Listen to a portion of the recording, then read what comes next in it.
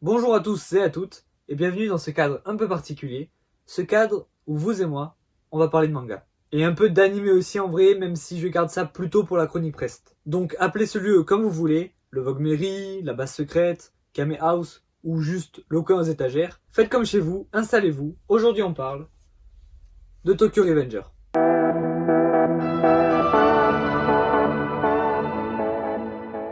Donc Tokyo Revenger est un manga de Ken Wakui, prépublié dans le magazine Weekly Shonen Magazine de la Kodansha depuis le 1er mars 2017 et édité en France chez Glénat depuis le 17 avril 2019. Et donc ça ressemble à ça. Oui, parce que chez moi, je ne suis pas le seul, je pense. 80%, non, 70% de ce qui me donne envie d'acheter un manga, c'est la couverture. Et donc ce genre de couverture, je dis oui. Hein. Chaque tome, en fait, c'est un personnage. Bon, les personnages, on va y revenir dessus, mais quel charisme. Regardez par vous-même. Mais les couleurs aussi, surtout, attendez. Regardez-moi ça, j'ai pris des tomes au pif. Voilà. C'est juste magnifique, ce genre de couverture. Ça, on apprécie. Donc, je vais reprendre le tome 1 quand même. Pour l'histoire, en fait, sans spoiler, bien sûr. Vu que le principe, c'est que je vous conseille un manga, je vais pas vous spoiler. Ça va pas vous donner envie d'acheter, sinon. Donc, Takemichi, c'est lui. Bon, c'est un jeune homme qui fait pas grand-chose dans sa vie, qui se fait plutôt chier, on va se le dire. Et un jour, il apprend à la télé que sa petite amie du collège est morte dans un règlement de compte de gang. Peu banal, effectivement. Donc ce gang, c'est le Tokyo Majinkai. C'est un gang très puissant à Tokyo dans le manga. Et donc, bah, cette nouvelle, ça l'enchante pas vraiment, quoi. Ça le replonge un peu dans ses souvenirs et tout ça. Et à un moment, un jour, alors qu'il allait prendre le train, le bus, enfin non pas le bus, le métro, il se fait pousser sur les rails. Sauf que juste avant de mourir, il y a une sorte de problème dans la matrice et ça l'envoie 12 ans en arrière, je crois. Enfin bref, quand il était au collège, du coup. Et donc, bah, c'est là que commence l'histoire. Parce que du coup, il se trouve qu'il a la possibilité de sauver sa petite amie donc 12 ans après et surtout de réparer ses erreurs. Mais je ne vais pas en dire plus pour ne rien spoiler. Donc voilà, un scénario somme toute très simpliste, mais ne vous méprenez pas, cette simplicité cache en fait une histoire très prenante, des personnages ultra attachants et charismatiques, hein, vous allez le voir. Des rebondissements quand même, ce n'est pas que une histoire basique, mais c'est surtout les personnages, quoi. Faut vraiment retenir, c'est simple, dans ce manga, ils sont pratiquement tous ultra intéressants. Je vais prendre un autre tome pour tourner un peu, hein, pour que vous voyez vraiment que toutes les couvertures sont juste incroyables. Et donc, en parlant des personnages, il y en a beaucoup, parce qu'on va avoir affaire à plusieurs gangs en fait, mais ça je vais y revenir plus tard. Et ils ont tous un chara-design très différent et très recherché, reflétant leur personnalité. Une personnalité pour la plupart assez bagarreuse, hein, on va pas se le cacher. Et c'est d'ailleurs ça que je trouve aussi très intéressant avec ce manga, c'est la culture japonaise, notamment autour des bad boys japonais. Je sais pas comment ça s'appelle, je crois que c'est un nom, mais dans le tome 1, voilà, dans le tome 1, dans le mot de l'auteur, voilà quoi. Je sais pas si vous voyez, vive les bad boys, ça donne le ton. Donc les gangs japonais, c'est pas la première fois qu'un manga aborde ce sujet. C'était par exemple le cas de Beelzebub ou de GTO, de Young GTO aussi. Mais dans ces trois exemples, c'est pas le sujet principal, alors que là, c'est pas non plus le sujet principal, mais quand même, si, en grande partie. Et c'est d'ailleurs un fil rouge assez cool dans le manga, de découvrir ces gangs, ces différents gangs, et les différentes personnes qui prennent part aux guerres de gangs, les différents membres des gangs, quoi. Allez, hop, on tourne encore. Ah, j'aime beaucoup celle-là, elle est très colorée. Et puis ce perso, bon, je vais rien spoiler, mais il est cool. Mais en fait, ce qu'il y a de cool aussi avec les gangs, c'est la philosophie. On est jeune, on ride sur des motos, on fait n'importe quoi juste pour vivre en fait. On vit la vie à fond, enfin bref, comme disent les vieux, carpe diem. En fait, de manière générale, les histoires de gangs ça marche plutôt bien. Regardez Sons of Anarchy, Peaky Blinders. Mais là en plus, c'est des racailles japonaises, c'est pas le même game quoi. L'honneur, les motos, les vestes.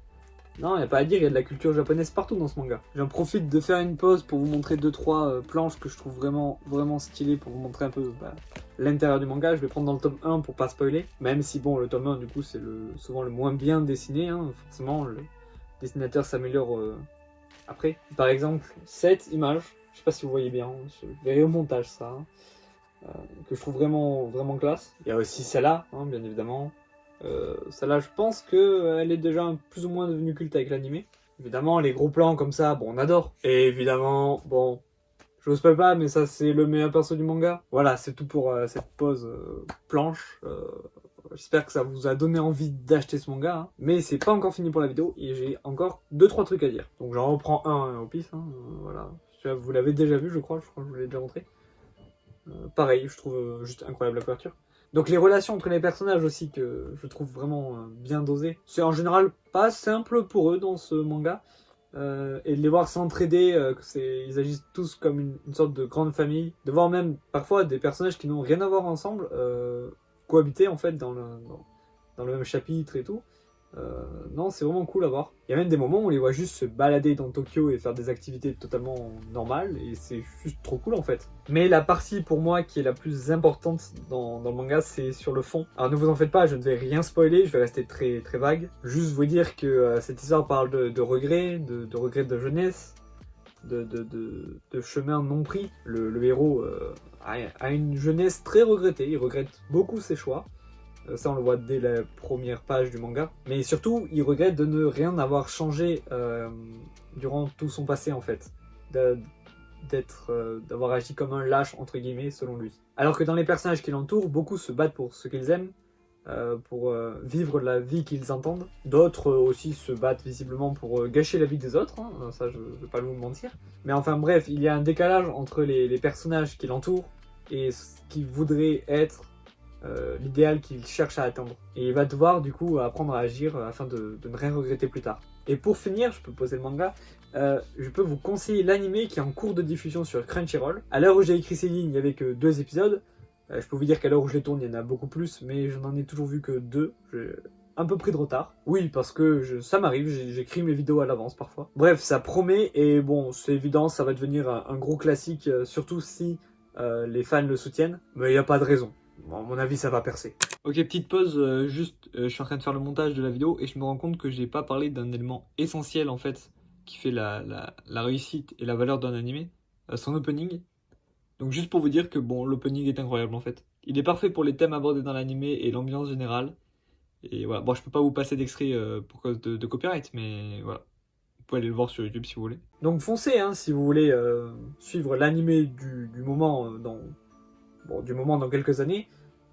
Voilà, vous l'aurez entendu ici en premier quoi. Mais je vous conseille vraiment le manga quand même, bah déjà parce qu'il va plus loin que l'anime, étant donné qu'il n'y a qu'une saison à l'anime pour l'instant, et qu'en plus elle est en cours de diffusion, mais surtout parce que j'ai toujours trouvé les mangas et les animés complémentaires, avec des avantages et des inconvénients des deux côtés. Moi pour ma part, je préfère d'abord lire un manga et voir l'anime, mais en général je fais les deux. Voilà, donc Tokyo Revenger c'est actuellement 12 tomes je crois, en tout cas j'en ai 12, il y a peut-être le 13e qui est sorti ou qui va bientôt sortir. Voilà, donc c'est chez Glénat, les tomes sont plutôt courts d'ailleurs, voilà, si je compare à un Jujutsu par exemple, Jujutsu ou même My Hero Academia ou un Demon Slayer, enfin les tomes sont plutôt courts, donc c'est rapide à lire, c'est cool à prendre en main aussi. Et vraiment, faites-moi confiance, si c'est déjà un classique parmi ceux qui l'ont lu, donc imaginez quand tout le monde l'aura lu, c'est vraiment un des futurs grands classiques de cette génération, quoi. Voilà, bah, la vidéo est finie, donc vu que c'est la première de cette nouvelle série où je vous présente des mangas, et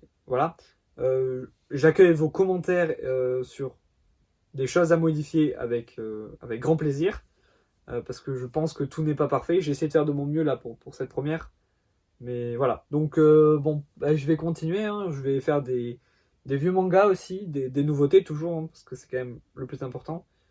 Toujours pour vous conseiller les mangas que je connais et que je pense doit avoir une place dans votre bibliothèque. Bon allez, c'est tout pour moi, salut, donc on se retrouve samedi pour une vidéo Chronique Presse.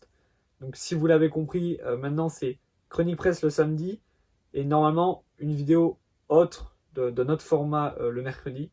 Je vais essayer de tenir ce rythme, on croise les doigts. Mais merci de m'avoir écouté, voilà, bah, la vidéo est finie, hein. Salut!